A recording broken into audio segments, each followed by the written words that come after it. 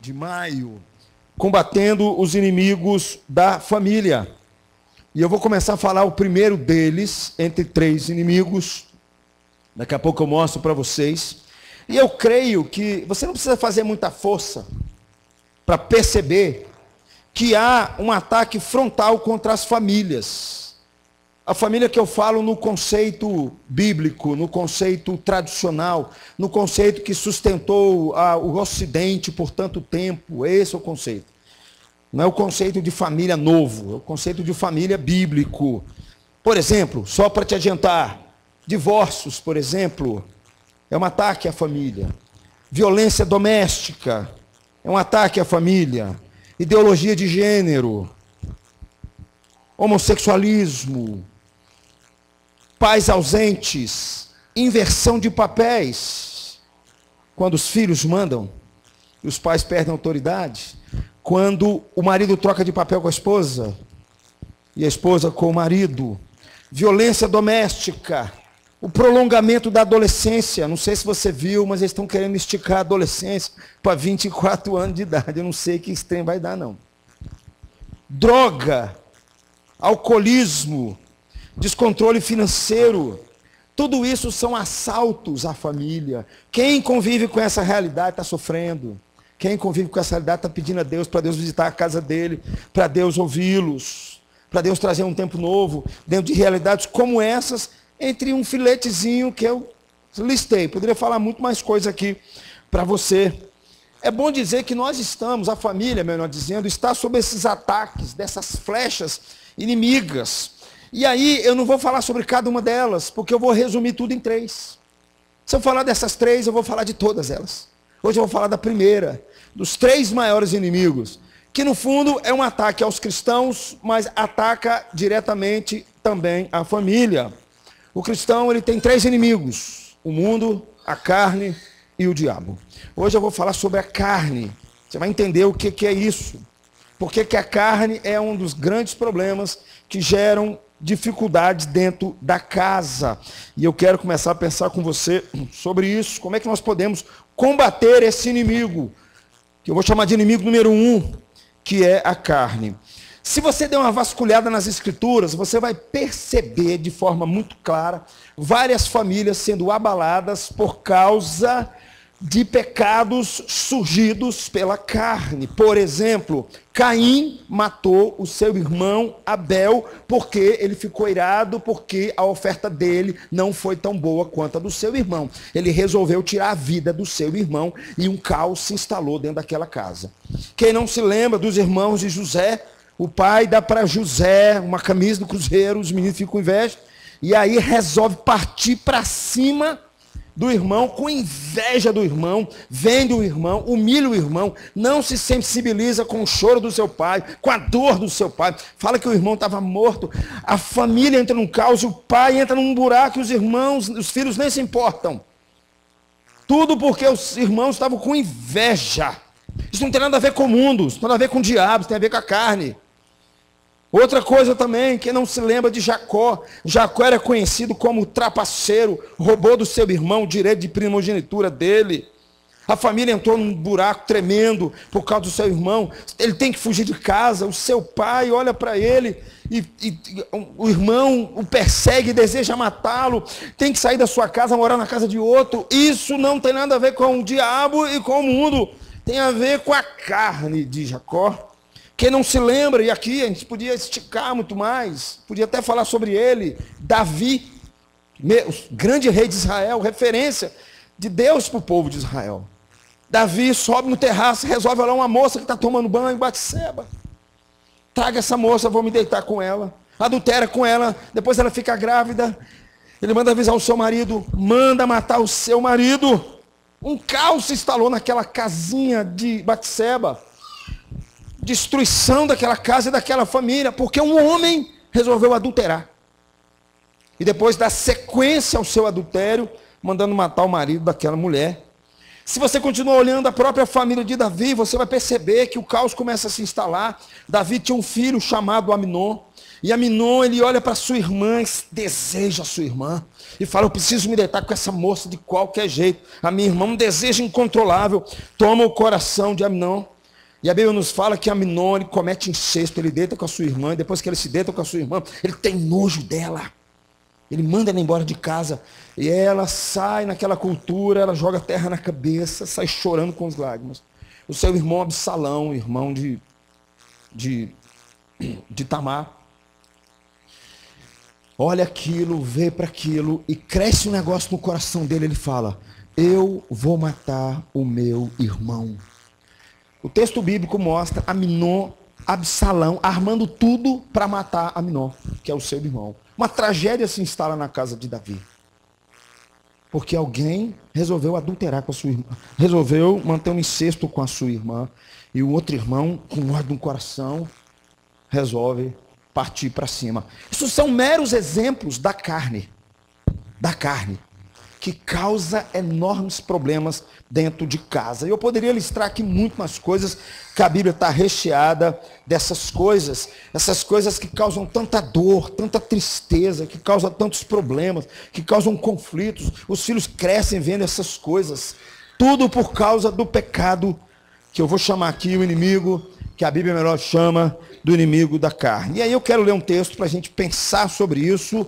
A Bíblia trata muito sobre esse assunto, mas um texto que nos ajuda a pensar bem. Gálatas capítulo 5, versículos 16 a 26. Eu vou ler os pares e, por favor, a igreja leia comigo os ímpares.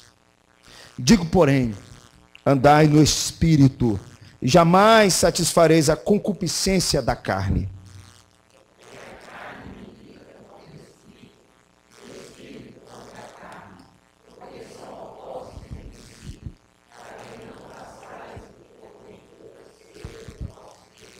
Mas se sois guiados pelo Espírito, não estáis sob a lei.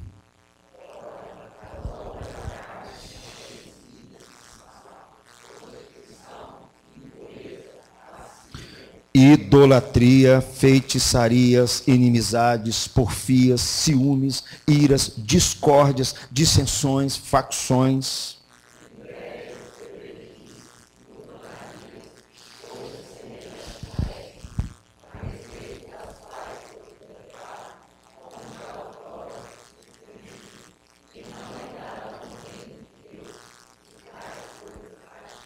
Mas o fruto do Espírito é amor, alegria, paz, longanimidade, benignidade, bondade, fidelidade.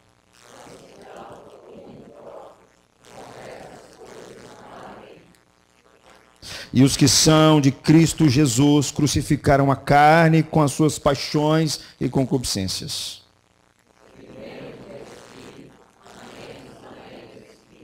Não nos deixemos possuir de vanglória, provocando uns aos outros, tendo inveja uns aos outros. O apóstolo Paulo escreveu esse texto, ele começa dizendo para nós que dentro do homem, quando o homem conhece a Cristo, passa a existir dentro dele duas naturezas que vão lhe dar muito trabalho. Ou melhor, passa a existir dentro dele duas naturezas e uma delas vai lhe dar muito trabalho. É o que Paulo usa os dois termos. A carne milita contra o espírito e o espírito milita contra a carne. O espírito e o que Paulo vai dizer de carne como natureza pecadora. Versículo 16 diz aí, digo, porém, andai no espírito e jamais satisfareis a concupiscência da carne. Em qualquer momento, meus amigos, em nossa vida, nós viveremos ou andando pelo espírito ou andando pela carne. Ou você agrada um, ou você agrada o outro. E Paulo vai encorajar os crentes de Gálatas para andar e viver pelo Espírito. É o que nós vamos pensar um pouco mais. O que Paulo diz aqui sobre a carne é a ideia da nossa natureza pecaminosa. É a palavrinha que ele traduz aqui por carne. A carne, no Novo Testamento, ela é oposta ao Espírito, como Paulo diz aqui. Não tem nada a ver com a sua natureza física. Não é esse negócio aqui, ó. Tem nada a ver com isso. Não é isso que Paulo está querendo dizer. Mas ele está querendo dizer como essa natureza pecaminosa, como aquele aspecto que o homem tem de desejar pecar.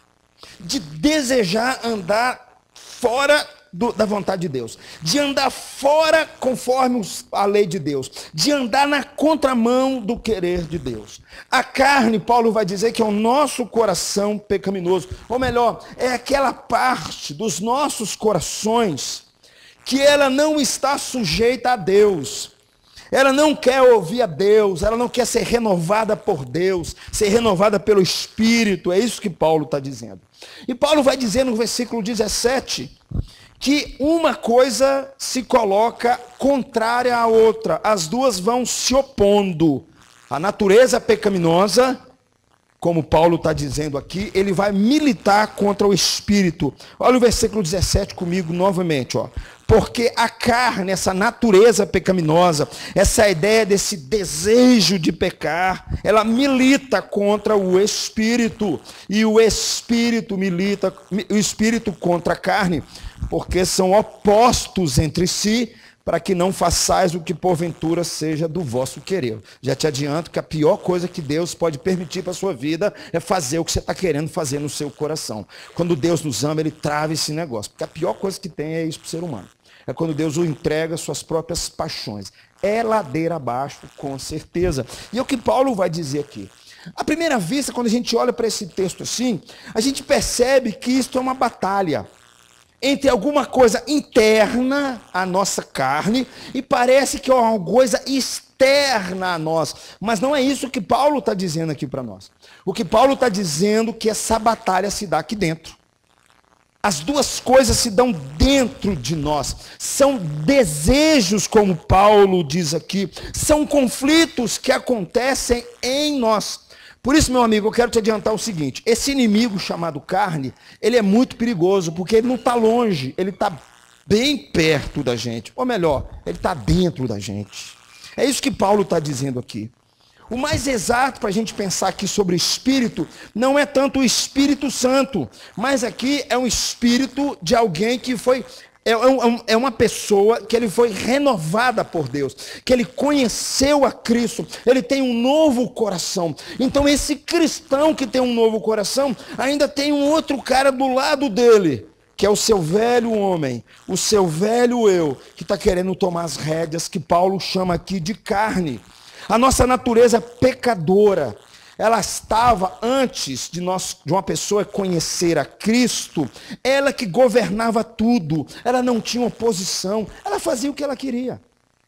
Então, se ela quiser entrar na internet e visitar todos os sites, quem vai dizer para ela que não?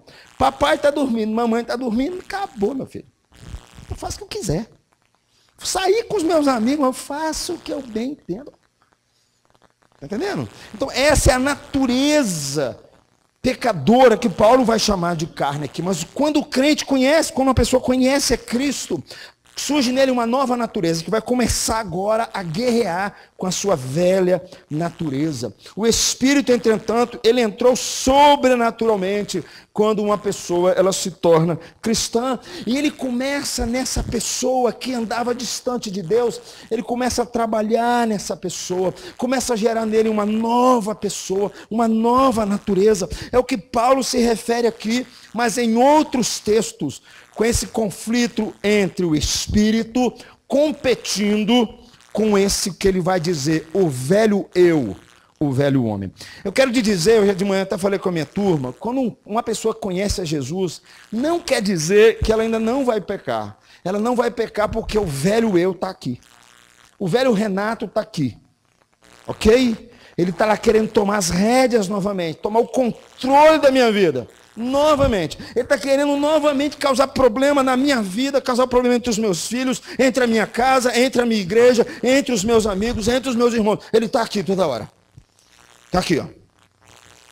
Paulo vai escrever justamente pensando sobre isso. O que precisamente é essa natureza que Paulo vai dizer aqui?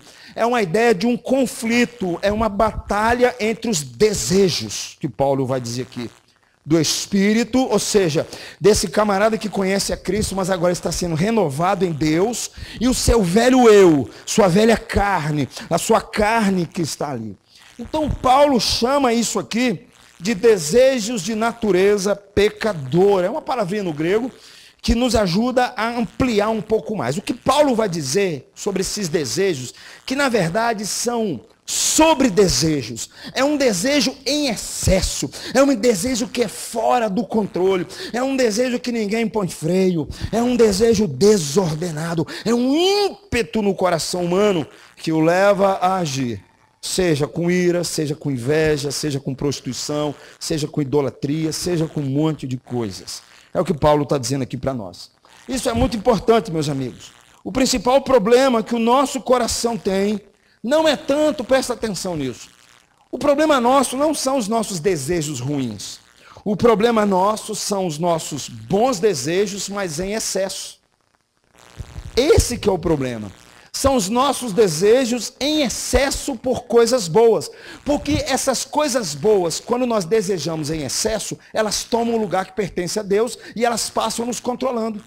Então, por exemplo, eu sempre dou esse exemplo aqui na igreja. Não há problema nenhum em querer você ser uma pessoa bem reconhecida no seu trabalho. Que problema que há você ascender no seu trabalho, você subir na carreira, você se tornar um profissional melhor? Não há problema nenhum. O problema é que por causa da carne, há uma tendência nossa e nós acharmos que enquanto eu não alcançar essas coisas, eu não sou feliz. Minha vida não presta. São desejos em excesso. Então eles tomam o lugar de Deus. É quando uma coisa boa se torna Deus. Ele cria sobre desejos. Paulo ele diz que os nossos desejos pecaminosos, eles se tornam profundas coisas. E presta atenção, meu amigo. Elas nos dirigem e elas nos controlam. O pecado, ele cria em nós um sentimento de que nós devemos ter isso, ou nós devemos ter aquilo, nós devemos, por exemplo, ter sucesso, ter status, ter dinheiro, ter reconhecimento. O problema dessas coisas boas, não tem nenhum problema com essas coisas boas. Mas o problema é quando há um desejo desordenado por isso, essas coisas passam a controlar o ser humano, se tornam um Deus na vida dessas pessoas, e nós chamamos isso de idolatria. É por isso, meus amigos, que de vez em quando você liga a sua televisão, você fala assim, nossa, esse artista tão famoso. Eu lembro quando eu era mais novo, eu queria imitá-lo. Gente, quando eu era mais novo assim, eu tinha um cantor, eu queria ser aquele cantor, tá entendendo? Regiane sabe qual é, ele usava um brinquinho assim na orelha, mas, rapaz, eu queria ser esse cara. Depois eu fiquei sabendo que ele era gay, eu desisti do negócio, mas eu gostei do cara. Era o George Michael, né? O George Michael cantava de um jeito. Eu queria ser George Michael. Aí eu olho para esses caras, rapaz, esses caras têm a vida que eu estou querendo. Aí quando pensa que não, o cara está enrolado com a mulher dele, o cara está esparramado, está devendo imposto de renda, o cara queimou o filme dele, o cara está envolvido na droga, o cara está em depressão. Por quê? Esse cara tem tudo que eu mais queria. É porque num determinado sentido, as pessoas, elas colocam coisas no lugar de Deus e essas coisas passam a controlar a pessoa e a pessoa acaba se perdendo no processo. Porque ela substitui a Deus e por fazer isso, meu amigo, a sua vida vira um caos. Eu sempre brinco com isso. Se eu ganhasse, Marcelo, o que Neymar ganha, eu amarraria uns esparadrapo aqui assim, ó. Eu correria 90 minutos, menina. O cara podia pisar na minha cabeça, o cara podia me xingar, não tem problema. Eu fico perguntando por que Neymar às vezes está tão nervoso no jogo de futebol. Eu tenho para mim que tem mais alguma coisa do que só fama, só sucesso, ou essas coisas têm se tornado para muita gente um Deus. E aí as pessoas começam a ficar nervosas, brigar com todo mundo, chegam até a matar uns aos outros. Tem pessoas que caem em depressão, tem pessoas que caem para droga. Eu acho que eu já citei aqui uma vez, aquele jogador de futebol, para mim era um dos melhores jogadores de futebol do Vasco. Ele jogou na seleção, Jardel. Alguns lembram aqui do Jardel, cabeceava que era bem demais. Os melhores cabeceadores da seleção brasileira. Uma vez eu vi a reportagem dele, ele estava em depressão. E aí a repórter fez uma pergunta para ele, eu falei assim, agora eu entendi. Ele falou assim, ó, quando eu entrava no campo de futebol, as pessoas gritavam o meu nome, Jardel. Mas a minha estrelinha foi apagando, porque eu fui ficando velho, a barriga foi crescendo, conseguindo correr com os meninos. E aí eu caí numa depressão profunda. Mas eu estou bem agora, ele falou. Eu jogo num time de terceira divisão. E quando eu entro no campo, o que é que eu ouço? Jardel, Jardel. No dia que acabar Jardel de novo, vai entrar para depressão de novo. Porque se você colocar qualquer coisa boa, não há problema de você ser um jogador famoso. Não há problema das pessoas gritarem o seu nome. Mas se você achar que sua vida gira em torno disso, meu amigo, isso vai acabar com você. Então é isso que Paulo está dizendo com essa palavrinha chamada carne. Esses desejos desordenados, fora do controle, essas paixões, essas compulsões do coração humano. E é por isso que Paulo diz aqui no versículo 17, a carne, ela luta contra o espírito e o espírito contra a carne. Perceba que Paulo não diz, na verdade, que o espírito luta. Porque o espírito, na verdade, ele não tem desejos em excesso. Embora Deus queira construir em mim uma nova pessoa. Embora Deus deseje que eu me aprofunde cada vez mais e me pareça cada vez mais com Cristo. E aí vem uma pergunta interessante. O que de fato o espírito, esse espírito renovado, transformado, anseia? Jesus, meus amigos, se você depois ler, nos ensina que o papel do Espírito Santo era fazer com que o homem glorificasse a Deus, glorificasse a Jesus. Jesus falou assim, o Espírito Santo vem aí e ele veio para me glorificar. Assim, meus amigos, enquanto a nossa carne, ela glorifica e adora e anseia por coisas criadas por Deus, por coisas passageiras, por coisas muitas vezes até fúteis, o Espírito, esse que vai trabalhando em nós, né? Deus vai trabalhando em nós, ele nos leva a glorificar e adorar a Jesus e ansiar por Jesus. O Espírito, ele fala da beleza de Cristo para que eu possa conhecer mais a Cristo. Enquanto a minha carne fala o contrário. Fala, não, Renato, você não precisa dessas coisas. Sua vida está bem aí, você está com um dinheirinho na sua conta corrente, você está com um dinheirinho no seu bolso, você está bem demais. O Espírito, então, meus irmãos, ele anseia nos mostrar cada vez mais Cristo e nos conformar a Cristo. É isso que Paulo está dizendo, porque a carne vai se opor a isso. A carne vai dizer que nós precisamos negligenciar essas coisas, que nós não precisamos mais disso, mesmo uma pessoa convertida. Mesmo uma pessoa crente, como Paulo está escrevendo aqui, ele vive num conflito entre os desejos da carne e aquilo desse novo homem que Deus está trabalhando na vida dele. Isso é muito parecido com o que Paulo falou em outro texto, quando ele diz assim, em meu ser interno, eu me deleito na lei de Deus. Paulo diz, no meu ser interno, embora ele descubra uma outra lei, que haja nos seus membros e faz com que ele guerreie para não querer obedecer à lei de Deus. É o que Paulo diz lá em Romanos capítulo 7. Portanto, meus amigos, viver no modo do Espírito, como Paulo fala aqui, é nós vivermos de forma a desejarmos profundamente a nos afastar de tudo aquilo que a carne está querendo, tudo aquilo que a carne está ansiando. Embora a nossa natureza pecaminosa, ela continue a gerar em nós alternativas, desejos competitivos, dizendo para mim, Renato, você tem que ser um pastor famoso, Renato. Se você não for famoso, você não vai ser feliz. Ele continua com essas coisas no meu coração. Deus está falando comigo do outro lado, Renato, você só precisa de mim. Se você me tivesse, está tudo bem com você. Você não precisa dessas coisas.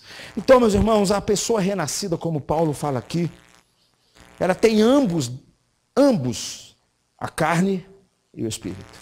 Essas coisas guerreiam dentro dela os desejos pecaminosos e os desejos por vida piedosa, por uma vida santa. Mas nós, mais verdadeiramente, queremos o que o nosso coração do Espírito renovado quer. É isso que Paulo vai escrever para ele. Paulo diz assim, vocês são crentes, vocês têm que procurar andar no Espírito, vocês têm que procurar crescer em Jesus, vocês têm que procurar se assemelhar cada vez mais a Jesus. É isso que Paulo está dizendo. Essa declaração, meus irmãos, ela está cheia de esperança para nós. Sabe por quê? Porque mesmo quando eu, Renato, estou falhando como crente em Cristo Jesus, eu olho para textos como esse. Eu sei que Deus não desistiu de mim, por mais que eu tenha tropeçado. Então, ao mesmo tempo, me enche de esperança, porque muitos dos meus tropeços é fruto da minha natureza pecadora. E aí eu faço uma pergunta, como é que a carne então trabalha na vida de uma pessoa para colocar tudo a perder, e aqui eu falo, colocar a família do cidadão a perder? Se você observar melhor, Tanto o versículo 16 quanto o versículo 18, existe um paralelo entre esses dois aqui, ó. Versículo 18 diz assim: mas se sois guiados pelo Espírito, não estáis sobre a lei. É um forte contraste que Paulo está colocando entre gratificar a nossa natureza pecaminosa. Presta atenção, ó. Viva pelo Espírito, para que você seja guiado pelo Espírito. É o contrário que ele vai falando sobre a natureza pecaminosa. Paulo está falando não só sobre as ações pecaminosas, mas Paulo está falando sobre os motivos que levam as pessoas a pecar. Paulo não está dizendo assim, pecado é isso. Ele não está pensando só nisso. Ele está pensando assim, quais são os motivos que estão por trás, que levam um marido que fez um compromisso com a sua esposa no altar, de amar aquela mulher, de caminhar com ela, de traí-la. O que está por trás disso? O que está por trás, por exemplo, de irmãos que eles cresceram juntos, mas quando pensam que não, eles estão se odiando. Um não consegue ver a cara do outro. É isso que Paulo vai levantar aqui. O que está por trás dessa ideia do homem querer desobedecer a Deus? Querer andar na contramão da vontade de Deus e do querer de Deus. Se você observar bem esse fato, a carne, Paulo diz aqui, ela quer desobedecer. Ela produz enormes feridas quando nós damos ouvidos a ela, dentro da nossa casa. Afinal, meus amigos, uma natureza caída, ela se caracteriza, entre tantas coisas, por uma vida hipócrita, ela se caracteriza por sutilezas, e todos nós temos enormes, vou falar um negócio para vocês, nós temos uma enorme dificuldade de enxergar os pecados da carne em nós, temos enormes dificuldades, é a carne, e aí eu vou te ajudar, porque é a carne por um lado, meu irmão, que faz com que maridos, esposas e filhos vivam atrás das máscaras, que escondam adultérios, traições, vaidade, ira um com o outro, vingança muitas vezes, que não quer que Deus fale ao coração deles. É a carne. A carne tenta se esconder, cria essas máscaras de hipocrisia. É a carne, por um lado, que faz com que pais, mães e filhos vivam se justificando, tentando encobrir o mau cheiro do pecado, o mau cheiro muitas vezes da mentira, da falsidade, da dureza no trato de pais para com os filhos. É a carne que faz isso. É a carne que faz com que as esposas vivam se queixando de que ninguém as entende, mas muitas vezes elas é que são as culpadas. É a carne. É a carne que faz com que moças jovens, adolescentes, muitas vezes tirem fotos dos seus corpinhos sensuais.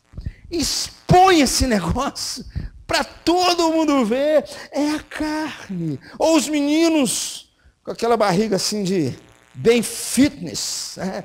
Que negócio assim, você não precisa olhar para mim não, que não é o meu caso, tá verdade? Mas aquela barriguinha assim bem fitness, assim, negócio assim parecendo aqui, que faz com que ele goste do seu corpo, ele projeta o seu corpo, mas muitas vezes está escondendo um caráter repulsivo, escondendo desobediência de filhos com seus pais, escondendo imoralidade e sensualidade nos seus corações. É a carne que faz com que a gente use essas máscaras, que nos faz fazer a tendência de sempre avaliar a gente positivamente e o outro sempre negativamente. É a carne, meus irmãos, que busca criar em nós uma vida de independência, de individualismo, de presunção. Quem não se lembra do apóstolo Pedro perante o Senhor Jesus, bate no peito e diz assim: Jesus, esses daí vão te trair, esses vão te abandonar, mas eu, em hipótese alguma. Jesus olha para ele e fala assim: Pedro, quando você ficar velho, Pedro, as pessoas vão pegar na sua mão, vão levar você para lugar que você nem imagina. Eu, Jesus, que isso? O senhor está enganado comigo. Bastou simplesmente um galo cantar, para Pedro se lembrar de que a natureza dele é falha, que Deus precisava tratar no coração dele, que ele era um homem fraco, que Deus precisava tratar da sua natureza pecadora. É a carne, queridos, que faz com que a gente fale essas coisas, fale alto, fale forte. Quando vem as provas, a gente falha. É a carne, muitas vezes, que faz com que jovens e adolescentes e adultos, e até mesmo crianças, Fujam da culpa. Ao invés de eles assumirem responsabilidade pelos seus erros, eles vivem se escondendo atrás dos seus erros e não querem encarar a culpa para Deus tratar o coração deles. Faz com que eles não vejam com os bons olhos as suas próprias falhas. É a carne que faz essas coisas. A carne, querido, encobre o nosso pecado. Faz com que nós possamos esconder essas coisas. Como se fosse assim, não tem aquele bichinho chamado jaritataca? Onde você passa, você sente o cheiro dele. Ô bicho que fede. O bicho fede longe, aquele bicho. Né? O pecado muitas vezes é assim, gera esse mau cheiro, esse fedor nojento. E muitas vezes, o que nós fazemos? Nós colocamos a culpa no outro. Eu errei o nome da jaritataca? Vocês não conhecem, não? Ô, gente, vocês não conhecem roça, não, gente? Eu conheço roça. É aquele animal que tem um cheiro horroroso. Não, não é gambá. Não é gambá. Não é gambá. Não é gambá. Eu conheci com esse nome. Depois vocês pesquisem no Google, vocês vão achar aí, na verdade. Se vocês não acharem, porque o Google está com problema, não é verdade? Ele exala um mau cheiro muito grande. Eu já, de vez em quando, vou em roça assim, de longe eu sinto o cheiro do bicho. Não é gambá. Deve ser isso aí, Paulo, deve ser. O pecado levanta esse mau cheiro, meus irmãos. Sabe o que a gente faz? A gente faz como Jean Paul Sartre falava. O inferno sempre são os outros. O inferno é minha mulher, o inferno é o governo, o inferno é meu chefe, o inferno é meu trabalho, o inferno é porque ninguém me entende. Nós sempre colocamos a culpa no outro. Quem faz isso é a carne. A carne que tem essa tendência de não assumir de fato quem ele é e os seus erros. É a carne. E eu creio, meus irmãos, que esse é um dos maiores problemas dentro da família. Porque se o marido, se o filho, se a mãe, se o pai não assumir responsabilidade pelas suas falhas, a casa vira um caos. Vira uma bagunça. Porque ninguém é culpado de nada. Sempre tem alguém acusando alguém. Você pode perceber, meus irmãos, quando eu dou curso de noivo, eu falo isso para os meninos. Primeira coisa que eu falo para os meninos, seja transparente no seu casamento. Você precisa ser transparente no seu casamento, senão vai dar errado. Então, um grande problema, queridos, que causa profundos problemas dentro de casa. Mas, para mim, um dos maiores marcas da carne é, sem dúvida, até coloquei aqui, é a nossa rebelião contra Deus. É a nossa inimizade contra Deus, que cria um desgosto humano muito grande. Sabe por quê? Nós não queremos cultuar, nós não queremos orar, nós não queremos comunhão, nós não queremos ir na igreja, nós não queremos fazer vigília, nós não queremos ouvir a voz de Deus. Paulo, quem foi que escreveu isso? O pendor da carne é inimizade contra Deus. A inclinação da carne, ela é inimizade contra Deus, porque ela não está sujeita à lei de Deus. As paixões da carne, meus irmãos, fazem guerra contra a nossa alma. A carne sempre está gritando por independência de Deus. É um tipo de rebelião contra Deus. É a nossa velha natureza. O velho homem não quer ouvir a Deus. E isso, para mim, é a maior causa de problema em casa. E aqui, meus irmãos, muitas vezes, é a nossa própria carnalidade. Muitos pais, é que eu converso um pouco mais com os pais, que às vezes os pais colaboram para que os seus filhos se afastem de Deus. Os pais muitas vezes patrocinam para que os seus filhos se afundem na sedução do mundo. Muitas vezes se tornem crianças vaidosas e mimadas, muitas vezes. Exemplo simples para você, meu irmão, simples. Às vezes o menino vai ter um evento, por exemplo, vai ter uma reunião de oração, por exemplo, ou vai ter uma vigília com os meninos da mocidade, coisa parecida. Aí convida o menino para vir. Aí o pai fala, não pode, porque teve uma semana muito cansada, cheia de prova, o menino está fazendo muita atividade aqui, não sei o quê. Beleza, entendi, tudo bem, pode ir embora. Na outra semana, vai ter uma festinha no final de semana. O menino teve a mesma semana de prova, cansado, não sei o quê. O pai chega e fala assim, vai, meu filho, vai para você dar uma relaxada. É bom, a semana foi muito puxada. Às vezes nós contribuímos para colocar os nossos filhos para longe de Deus. Nós patrocinamos esses negócios muitas vezes. O nosso coração, a nossa carne faz isso com a gente. Então, meus irmãos, o pecado da carne é um negócio muito sério, porque é ela que gera esses problemas dentro da nossa carne, da nossa casa. A carne, na verdade, ela quer ser, por um lado, o nosso Senhor e o nosso Salvador. É isso que ela quer para nós. É por isso que Paulo fala aqui esse negócio de estar sobre a lei, porque ela rejeita a dádiva de Jesus, ela rejeita a dádiva da salvação na cruz, ela rejeita a dádiva daquilo que Cristo fez, e ela continua buscando a sua própria salvação longe de Deus. Ela procura salvação no dinheiro, na droga, no sexo, no sucesso, na fama, e um monte de coisas. Porque no fundo, a carne está dizendo para mim assim, não confie em Deus, não confie na Bíblia, não acredite no que Jesus fez, não acredite nessas coisas, viva a sua vida e aproveite as suas paixões. É o que a carne diz para mim toda hora. A carne, meus irmãos, está focado na verdade, em um objeto que é bom em si, mas transforma isso em algo e coloca no lugar de Deus. É isso que acontece com a carne. O apóstolo Paulo, então, ele começa a falar sobre o que a carne faz. E aqui nós vamos reparar que uma grande parte do que Paulo vai dizer ataca a família. Não tem como não atacar. Leia comigo novamente os versículos 19 até o 21, por favor. Olha só. Ora, as obras da carne são conhecidas e são prostituição, feitiçarias, inimizades, porfias, ciúmes, iras, discórdias, dissensões, facções, invejas, bebedices, glutonaria e coisas semelhantes a essa. Essa lista de Paulo mostra atos da nossa natureza pecadora. Note bem que elas não são ações em si. Paulo está dizendo sobre desejos em excesso, desejos fora do controle. E Paulo usa aqui 3 palavras no versículo 19, ele já começa a falar sobre as obras da carne, que tem a ver com a área sexual. Prostituição, que é imoralidade sexual, que é a palavrinha no grego que nós conhecemos como porneia, que vem para pornografia, e todos os pecados associados a isso. Que é uma relação sexual entre pessoas casadas. Paulo vai dizer sobre impureza, práticas e relacionamentos sexuais não naturais. Paulo vai falar sobre libertinagem, ou seja, sexo descontrolado. Paulo está dizendo de cara que isso tem a ver com as obras da carne, tem a ver com a minha natureza caída. E eu não preciso dizer para você que eu acho que você deve saber muito bem, ou deve conhecer alguém que se separou por causa de pornografia. Eu conheci gente assim. Separou porque o marido era viciado em pornografia. Ele não saía, a mulher não aguentou mais.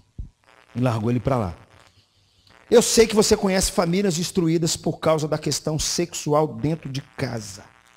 Por causa de relacionamentos não naturais. Por causa, essas coisas vão gerando distúrbios, vão gerando divórcios, vão gerando gravidez indesejada, vão gerando aborto, vai gerando homossexualismo, vai gerando jovens. Presta atenção. Uma vez eu ouvi de um pastor e eu gostei. Menino que tem relação sexual antes do casamento com várias meninas, quando ele casa, ele não aguenta ficar com aquela moça. Muito difícil. E uma moça quando sai com vários rapazes, se ela casar, a vida dela vira um caos. Porque quase ninguém confia nela. Para a mulher é muito pior do que para os homens. Tudo pecado associado com a carne. Paulo está dizendo aqui para nós. Essa é a primeira lista dos pecados da carne que estragam a família. Que destrói tudo. Meu amigo, isso não tem a ver com o diabo está por trás disso, mas diretamente não. Isso não tem a ver com o mundo. Tem a ver com o mundo, mas não diretamente. Isso tem a ver com esse desejo, meu. Sou casado, tenho minha esposa, que legal. Os dois casaram, lindo casamento. Mas ele começou a olhar de canto de olho. Meu vizinho, nossa, que é isso, hein? Isso. Por que ele faz isso? Qual a razão? Qual o motivo? Às vezes a esposa está até bem em casa. Jovens, adolescentes, por que é isso? Porque esse desejo insano por pornografia, meus irmãos. Por que essas coisas? Aí Paulo depois vai associar outros pecados. Paulo vai tratar de 2 aqui: idolatria e feitiçaria. Aqui tem a ver com essa tentativa de substituir a Deus. É uma tentativa de você tentar viver longe de Deus. Você não precisa da lei de Deus para você viver, e nem da vontade de Deus. Tem outras coisas que você pode buscar aí fora. Você não precisa da referência da lei de Deus para você criar os seus filhos, para o seu casamento, para os seus negócios. Você não precisa nada disso, você vai buscar em outros lugares. E aí depois Paulo acrescenta no versículo 20 e 21, 8 palavrinhas, e todas as 8 têm a ver com relacionamentos. Todas elas. É impossível você não ver nessa lista que essa coisa estraga muito bem uma casa, que elas afetam o casamento, que elas afetam os filhos, que elas afetam tudo. Geram famílias confusas, filhos problemáticos, casamento um caos. Paulo vai trazer aqui para nós os pecados da carne. 4 desses são atitudes destrutivas. Tem a ver com ambição egoísta. Paulo vai dizer sobre competitividade, um motivo egoísta. Paulo vai falar sobre inveja, sobre cobiça. Paulo vai falar aqui sobre ciúme. Paulo está falando aqui sobre esse desejo, desse ego nosso, parece que ele nunca está saciado. Paulo vai falar do ódio, hostilidade. Essas coisas, meus irmãos, quando tomam uma família, acabou. Não tem relacionamento. Não há relacionamento quando os dois não concordam. Não há relacionamento quando um odeia o outro. Não há relacionamento quando um tem ciúme do outro. Não existe casa que se sustente quando essas coisas estão presentes. A gente fala, essas coisas não me pegam. Quem me diz, meus irmãos? Quem disse isso para nós?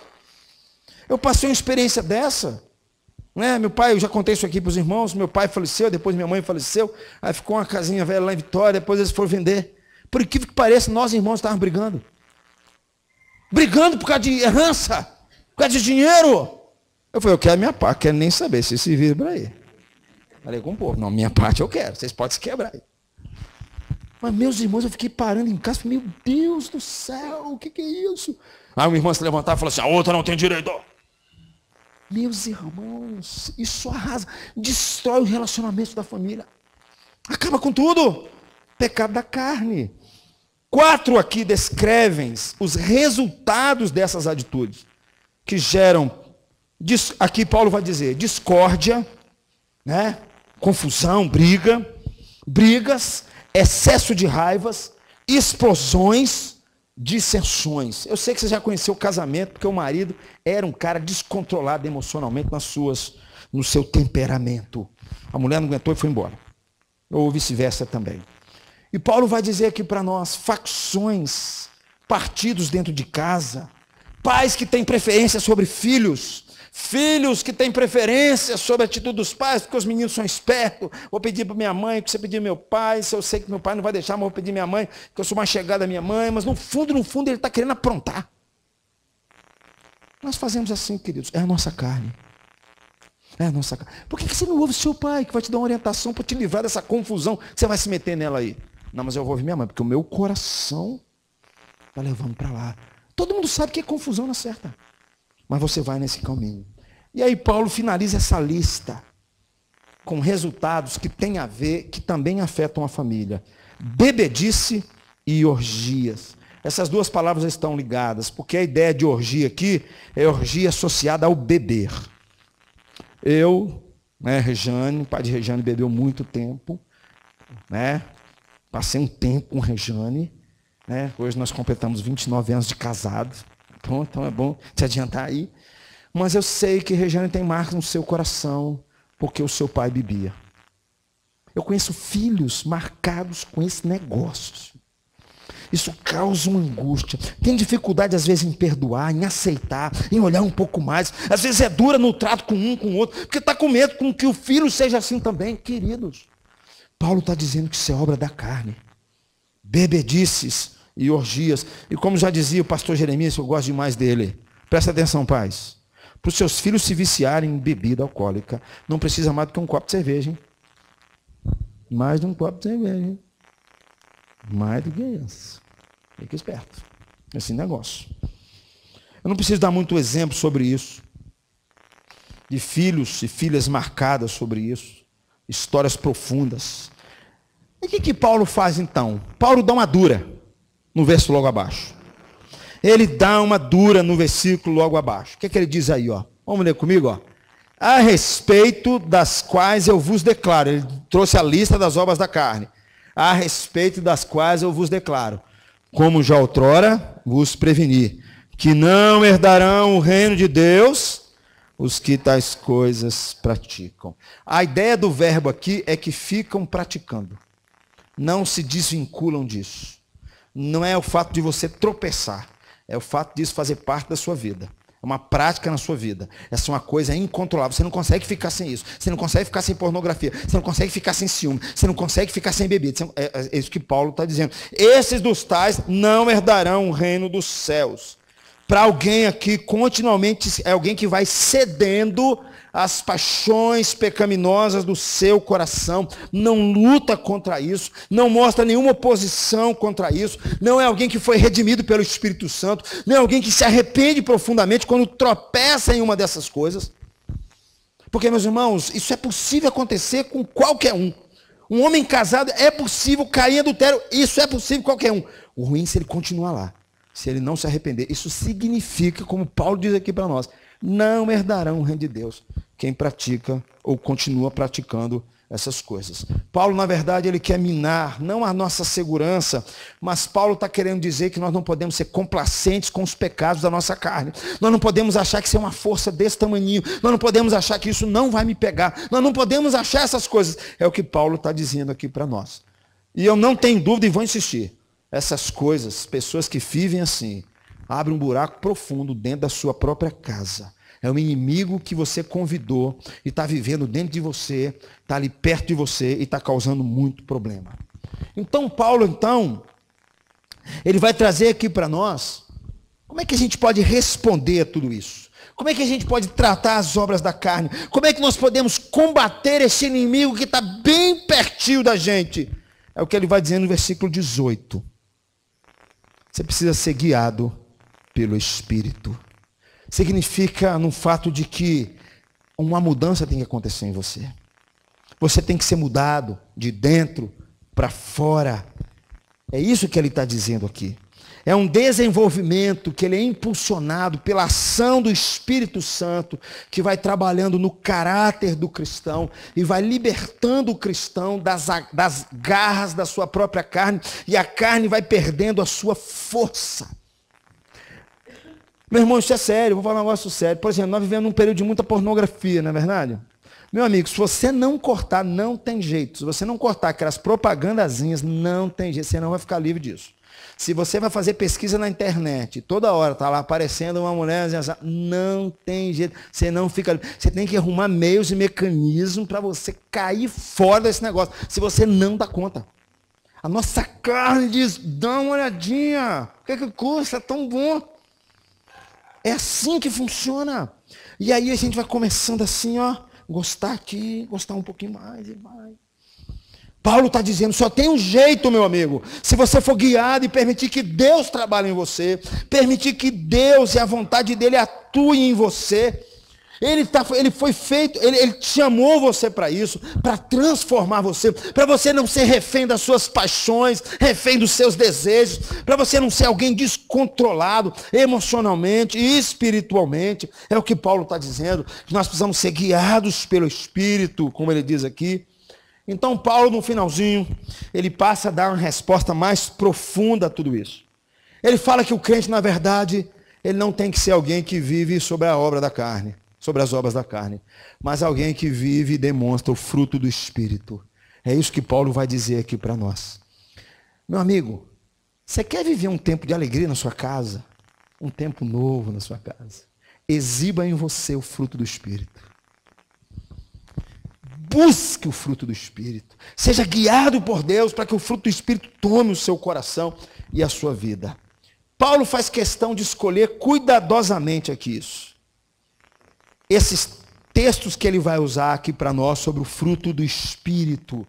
O Espírito, perceba, meus irmãos, é fruto do Espírito, porque é o Espírito Santo que vai trabalhando em nós, para que a gente possa produzir tudo isso. Ele diz no versículo 22 assim, ó, mas o fruto do Espírito é, tem como você ler comigo? Amor, alegria, paz, benignidade.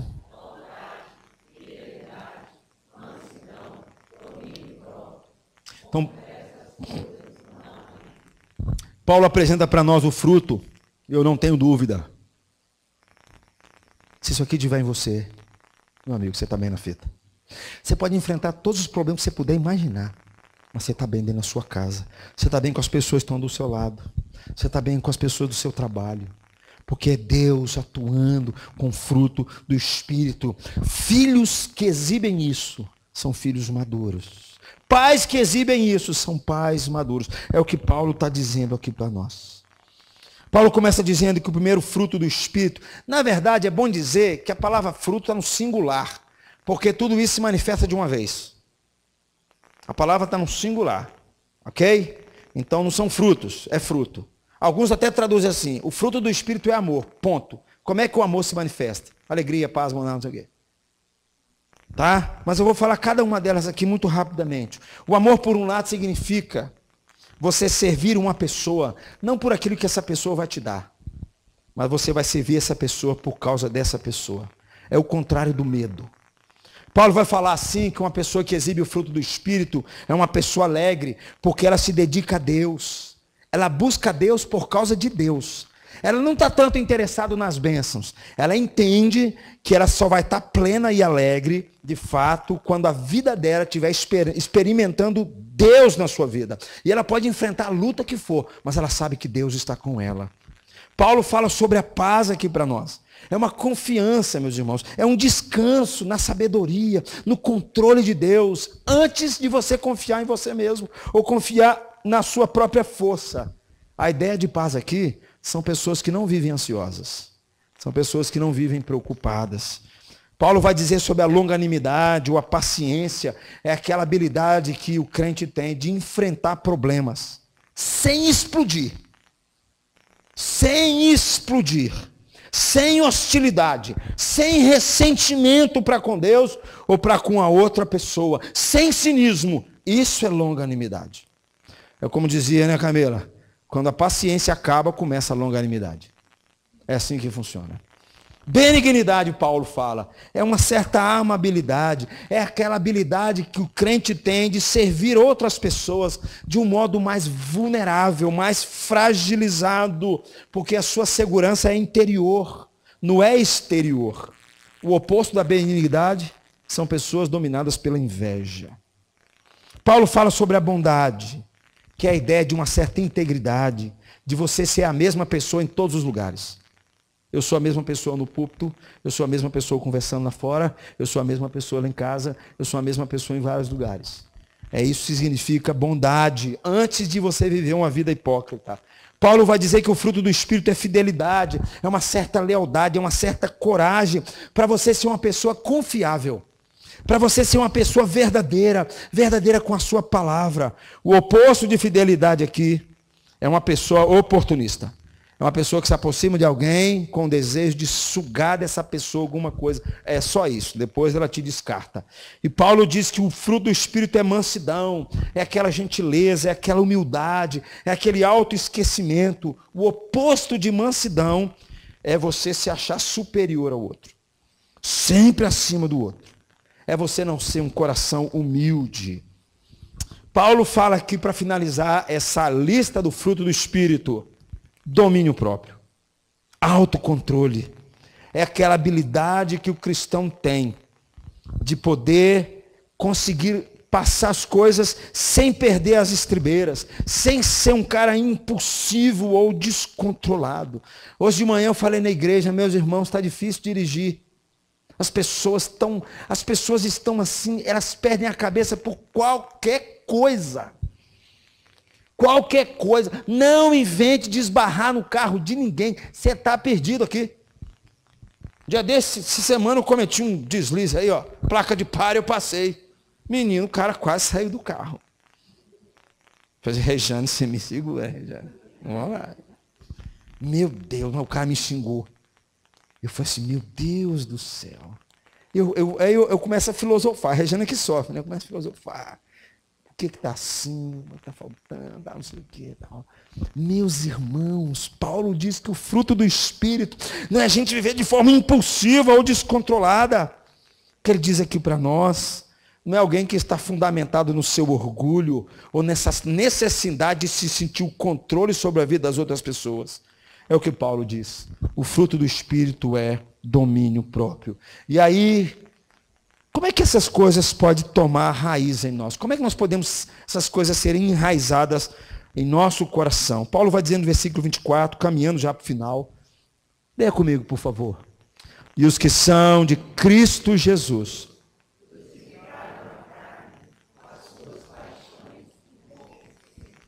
Presta atenção no texto. Primeira coisa que você tem que lembrar, os que são de Cristo Jesus. Primeira coisa que você tem que lembrar é que você é de Jesus. Você não é do mundo. Essa é a primeira coisa que você precisa lembrar. Que tudo é de Jesus. Tudo vem dele. Tudo volta para ele. A nossa aprovação, a nossa vida, a nossa acolhida. Os que são de Cristo Jesus. Primeira coisa para combater os pecados da carne é justamente isso. Nós somos livres para reconhecer que onde nós estamos, a carne não nos domina, porque nós somos de Jesus. Eu fui comprado por ele. Ele deu a vida dele por mim. Ele me amou sem eu merecer. Ele deu a vida, ele derramou o seu sangue. Ele sofreu no meu lugar. Ele diz assim: Renato, confia em mim. Eu vou fazer de você uma nova pessoa. Eu vou fazer de você um novo homem, Renato. Creia em mim, Renato. É isso a primeira coisa que Paulo vai dizer para nós. Outra coisa que Paulo vai dizer para nós nesse texto. Porque já que nós pertencemos a Jesus, nós temos que crucificar a nossa carne com as suas paixões e desejos. Crucificar aqui, meus amigos, é crucificar essa natureza pecadora. É nós não nos identificarmos com os ídolos que muitas vezes nós queremos que eles nos controlam. Significa que você vai colocar um fim, uma decisão sobre os ídolos que estão controlando a sua vida. É isso que Paulo está dizendo aqui para nós. Para não inflamar o seu coração e não tomar você. Paulo diz aqui que crucificar a carne. Nós precisamos estrangular o pecado. É o que Paulo está dizendo. Meus irmãos, por favor, não brinque com isso. Não brinque com isso. Uma vez eu falei aqui na igreja que o pecado, essa nossa natureza pecaminosa faz isso. É como você está sentado no sofá assistindo sua televisão. Começa a pegar fogo na ponta do sofá. E você fala: tem problema não, isso aí deixa para lá. Foguinho pequenininho aí, você continua assistindo seu jogo de futebol. Quando pensa que não, queima o sofá, queima você, queima a casa inteira. O pecado faz assim. Se você não crucificar a sua carne, como Paulo está dizendo aqui, meu amigo, isso vai tomar você, vai destruir tudo e automaticamente vai atingir a sua família. Paulo está dizendo, queridos, que nós só conseguimos fazer essas coisas se nós estivermos em Cristo e se Cristo estiver em nós. Crucificar essa nossa natureza pecaminosa é quando nós dizemos para Deus: Senhor, o meu coração, eu preciso achar descanso no Senhor. Eu não quero controlar a minha vida, mas eu quero que o Senhor controle a minha vida. Eu preciso dizer, meus irmãos, que quando o Espírito Santo começa a tomar o nosso eu, o fruto do Espírito começa a aparecer na nossa vida e no nosso coração. Finalizando, Paulo diz que os que são de Cristo Jesus crucificaram a sua carne com as suas paixões e desejos. Paulo, meu irmão, ele não está falando de um processo passivo.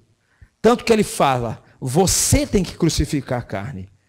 Você tem que se levantar. Você tem que fechar janelas que estão levando você ao pecado. Você muitas vezes tem que perceber que tem coisas que estão no seu coração que estão acabando com a sua vida e com a sua família. Você tem que entender isso. E Paulo diz que isso não é um processo passivo.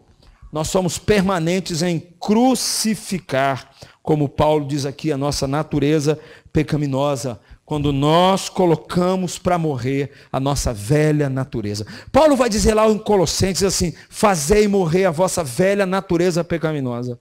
Isso é ativo, meu irmão. Isso cabe ao crente fazer isso.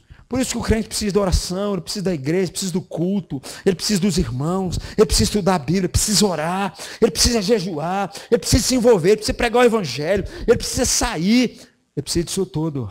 Dessa forma, ele fortalece e enfraquece a sua carne e fortalece o seu espírito. Paulo diz aqui: se vivemos no espírito, versículo número 25, andemos também no espírito. Ou seja, é um processo que agora é o Espírito Santo trabalhando, que não é um processo passivo, Paulo diz aqui para nós. É um processo positivo na nossa vida.